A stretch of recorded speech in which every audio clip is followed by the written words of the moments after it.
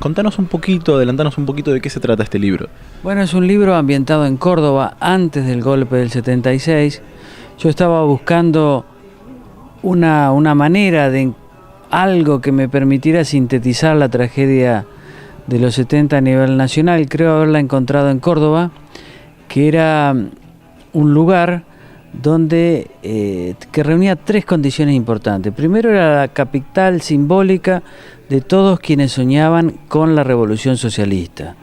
Segundo, por esa misma situación, fue un imán irresistible para los grupos guerrilleros, para montoneros y para el ejército revolucionario del pueblo, para nombrar a los más importantes. Y tercero, antes del golpe, Córdoba se convierte en un laboratorio donde se ensayan las prácticas de la represión ilegal que después se van a poner en marcha en todo el país durante la dictadura. O sea, tres características muy importantes para mí.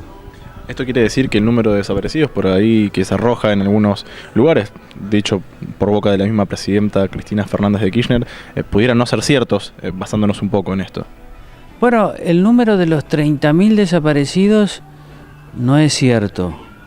Y eso lo dice nada menos que el último documento del gobierno sobre el tema, publicado en el 2006, que es el nuevo Nunca Más, o sea, el anexo del Nunca Más, de aquel informe de la CONADEP, de la Comisión Nacional sobre la Desaparición de Personas que creó el expresidente Alfonsín. En el 2006, el gobierno del presidente Néstor Kirchner actualiza ese anexo y en función de esos nombres y apellidos, yo cuento cuántos hubo, y a mí las cuentas me dan que hubo 6.415 desaparecidos, más 743 víctimas de ejecución sumaria, es decir, muertos.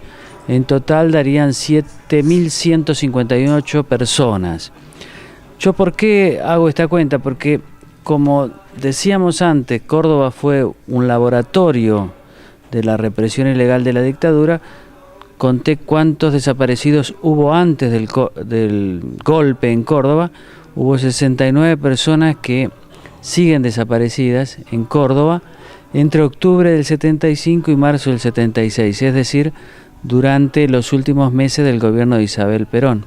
Después cuento cuántas víctimas hubo en Córdoba durante la dictadura y luego a nivel nacional. Entonces me da una cifra que da cuenta de una matanza atroz. Son 7.158 personas, es un montón.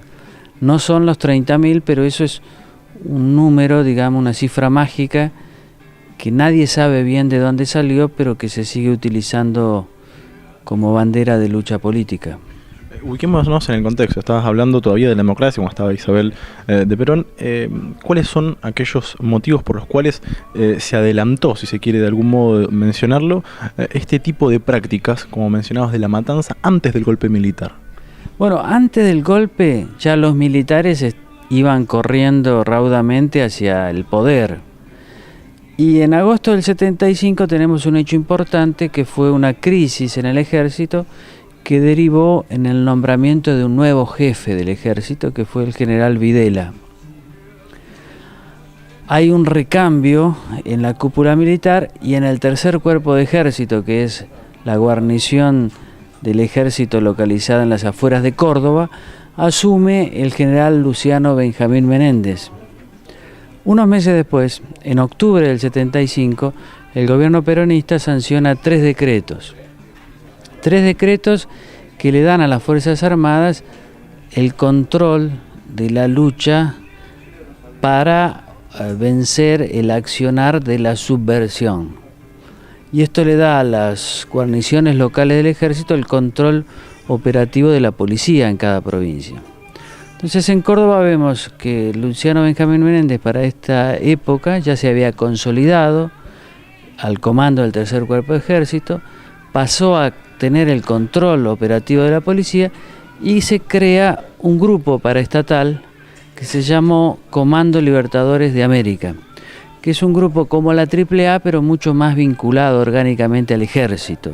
A partir de ahí comienzan las desapariciones, que es la importación, digamos, de la doctrina francesa, una doctrina sistematizada por los franceses de lucha contra las guerrillas, y que básicamente el comando Libertadores de América lo que hacía era detener o secuestrar a determinadas personas, las encerraba en un centro de reunión de detenidos, que era una instalación militar, concretamente en el caso cordobés, las interrogaba y cuando ya no tenían nada más que extraerle, las mataban y hacían desaparecer sus cuerpos, tal como después se hizo en todo el país luego de la dictadura, luego del golpe durante la dictadura. Pero Córdoba en eso, como sucedió muchas veces a lo largo de su historia, anticipa lo que va a pasar a nivel nacional, incluso con la represión ilegal de la dictadura.